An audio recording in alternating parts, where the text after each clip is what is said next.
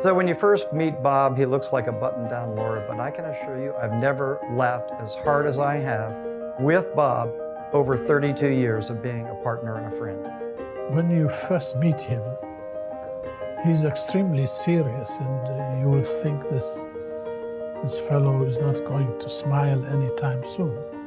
But when you get to know him, not only do you find this is a warm, kind person, but you also discover this incredible sense of humor. He's a great explainer.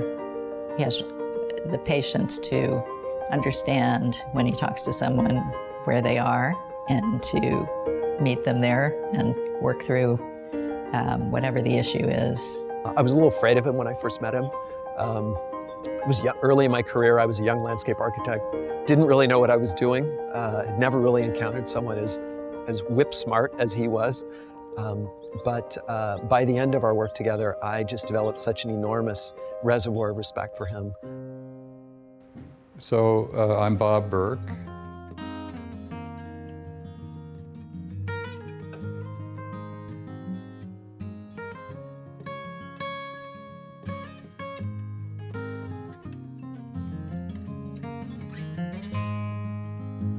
So as best as I know, Bob grew up in Coos Bay, Oregon.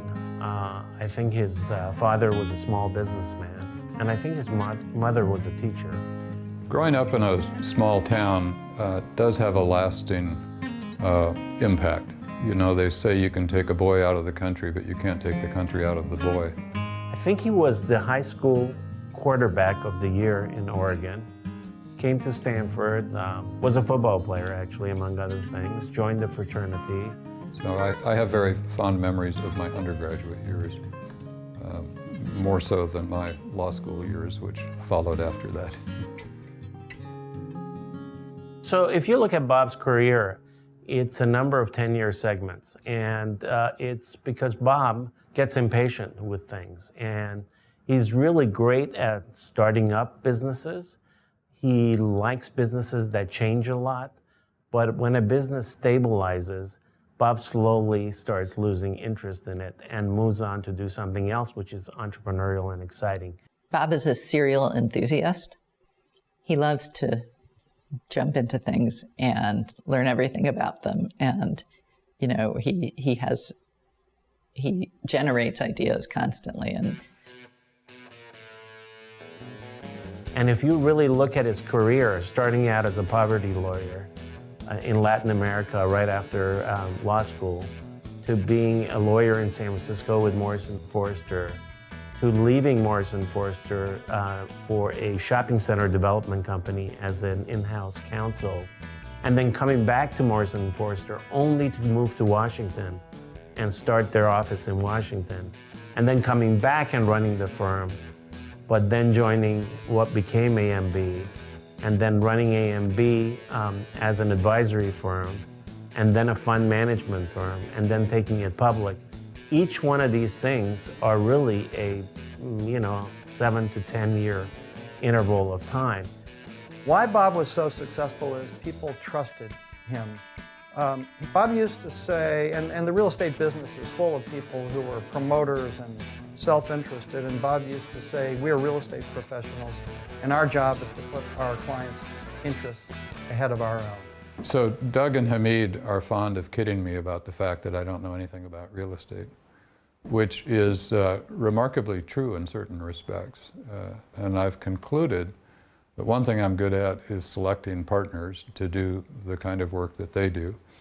But we shouldn't stop there, because after AMB went public and shortly after that, Bob retired from the day-to-day management of the company. He started another very successful business with Metropolitan and sold that business recently. And we've now invited them to come back to Prologis, the old AMB, to help us with our venture investing business in technology relating to real estate operations. So again, he's back in working with young people and doing something very different and very interesting.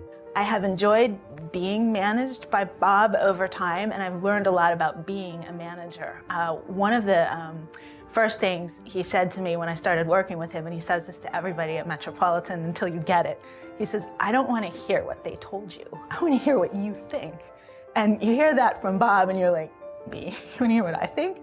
And what it does is it completely inspires you to do your homework because you want to give him a good answer, and over time to really be a good critical thinker. Bob has a real skill of mentoring our young up-and-coming leaders, and he enjoys that, and people really enjoy working with Bob, and they look up to him as their mentor, and he plays that role very effectively. Over time, he becomes the go-to person for many people in his life. So even though he says he's slowing down on business all the time, he has so many people coming to him. One of the things about Bob is he tries to retire and he fails repeatedly. And I didn't have a real job for 2.5 years. And that seemed fine initially. I thought I would go out and do a lot of volunteer work and take advantage of the fact that I'm kind of a Renaissance man with a lot of interests. And then I went out and joined some volunteer organizations, and they all took one look at me and said, we want you to work on our real estate committee or our real estate projects. So I came to the depressing conclusion that I'm really not a Renaissance man, I'm really a real estate guy. And I ended up doing a lot of real estate related work in my volunteer life, which I continue to do to this day. The 92 to 2000 timeframe, when I was at Stanford Management Company working closely with Bob Burke, one of the main projects that we worked on was this $500 million series of projects around Sand Hill Road, right next to the university and the Stanford Shopping Center, and what is now called Stanford West Apartments and the V. He was always available. He had a full-time job. He was one of the principals and founders of A&B, which was a thriving public company, a REIT, and very serious business, but he was always available to help and listen and counsel. So that work's been very gratifying at Stanford, but when I was on the Board of Trustees, I was chairman for 7 years of what's called the Land and Buildings Committee. So once again, they turned to me and said, you're a real estate guy, so you do this. In 1996, I was asked by two prominent business people in San Francisco if I would volunteer to serve as the lead negotiator on behalf of UCSF to try to find a potential campus for UCSF in San Francisco, which they had outgrown their Parnassus campus. And the city was at risk of losing UCSF. He was able to get Catalyst Corporation to give 44 acres of land pro bono. So that immediately enabled UCSF to dream big. So that was very gratifying. And I've sometimes joked that it's the most successful real estate transaction I ever negotiated, but unfortunately I didn't get paid for it. Kathy and I and our family moved into the Presidio in 2002. And then in 2005, I was invited to join the board of what's called the Presidio Trust, which was responsible for essentially redeveloping the Presidio as a national park, but also residences and also several million square feet of commercial property. And when I first met Bob, let's just say I had a pretty simple stereotype in mind about what a developer meant, and what they were about.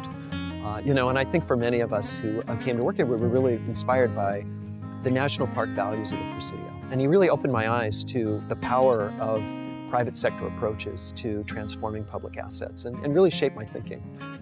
Not only was Bob committed to a public vision for our work, he put his money where his mouth was. And he and his family made a very generous gift to the Trails campaign that resulted in an unbelievable overlook, the National Cemetery Overlook, which is set up above the National Cemetery in the Presidio. It has played a really important role in transforming the Presidio.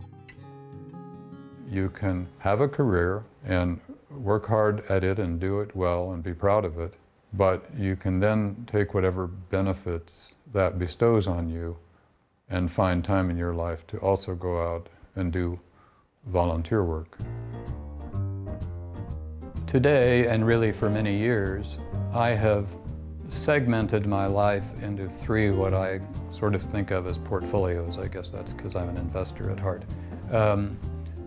So there's my family, which is more important than either my career or my volunteer work. And my wife and I have been married for 25 years, so I value that enormously, and I know I'll value it even more so in the years ahead. When we got married, we knew that we would have children. Bob had already had children, so I had 2 stepchildren right away. But he was willing to do it again, and I think he imagined he was going to have a little daughter, and that would be that.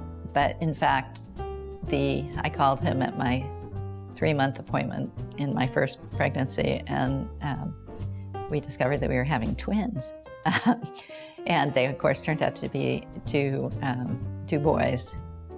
We had another boy 6 years later, but he's an exceptional father because he's really willing to sit and listen. I don't try to dominate my children. They're quite different than I am, and each is finding his own way.